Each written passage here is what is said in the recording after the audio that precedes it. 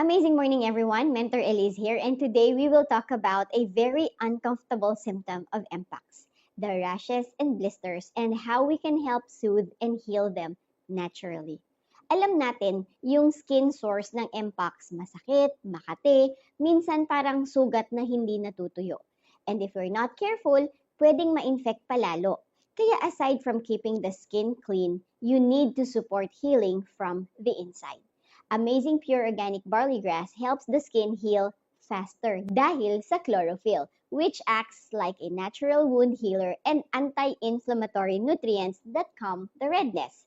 It's also rich in vitamins A and C, essential for skin regeneration, contains antioxidants that reduce cell damage and help wounds close.